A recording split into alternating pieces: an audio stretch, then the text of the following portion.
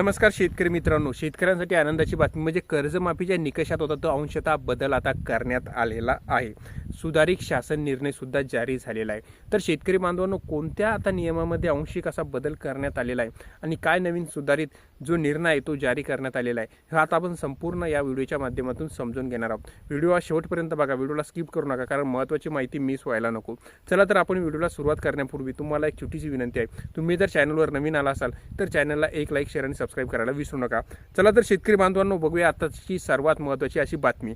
ती म्हणजे पुण्यश्लोक अहिल्यादेवी होळकर शेतकरी कर्जमुक्ती योजनेच्या नियमात अंशतः बदल करण्यात आले आहे.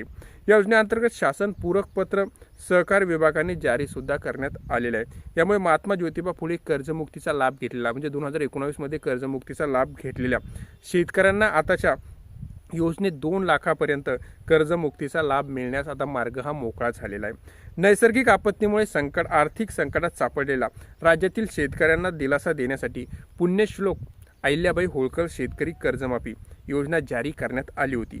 पण त्यातील जाचकाठी शर्ती काढून टाकण्याची मागणी वारंवारही होत होती.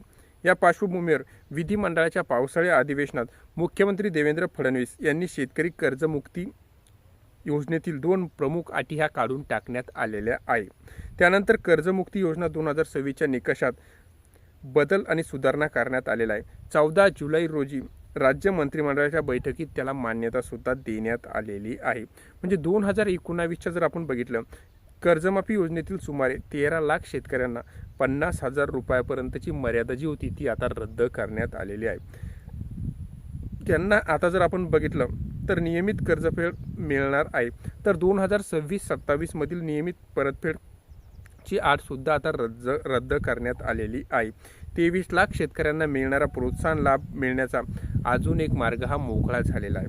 2 जून रोजीच्या शासन निर्णयात सुधारणा सुद्धा करण्यात आलेली आहे.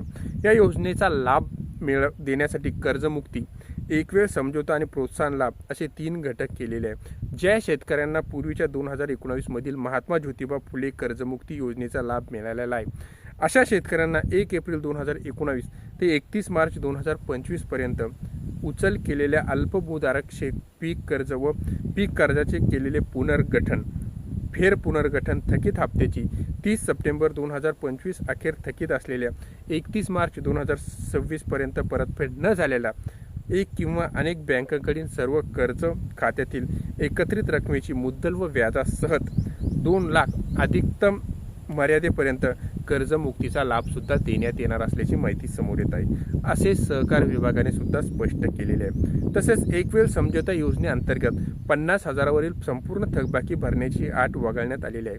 2 जून 2026 रोजीच्या शासन निर्णयानुसार ज्या शेतकऱ्यांना यापूर्वी महात्मा ज्योतिबा फुले शेतकरी कर्जमुक्ती योजना 2019चा लाभ घेतला आहे, अशा शेतकऱ्यांना 1 एप्रिल 2019 ते 31 मार्च 2025 पर्यंत उचल केलेल्या अल्पमुदत पीक कर्जाचे केलेले पुनर्गठन, फेर पुनर्गठन केलेल्या थकीत हप्त्याची 30 सप्टेंबर 2000 पर्यंत अखेर थकीत असलेल्या व 31 मार्च 2026 पर्यंत परतफेड न झालेल्या एक किंवा अनेक बँकांकडील सर्व कर्जाची एकत्रित थकबाकी मुद्दल व व्याजासह एकूण रक्कम 50,000पेक्षा जास्त असेल तर अशा शेतकऱ्यांना त्यांच्या जर आपण बघितलं एकत्रित थकबाकीतील मुद्दल व व्याजासह एकूण रक्कम 50,000पेक्षा जास्त असेल तर अशा शेतकऱ्यांना त्यांच्या थकीत रकमेपैकी 50,000वरील संपूर्ण थकबाकी बँकमध्ये जमा केल्यानंतर त्यांना प्रति शेतकरी 50,000 कर्जमुक्तीचा एकवेळ समझोता योजनेचा लाभ हा मिळणार आहे.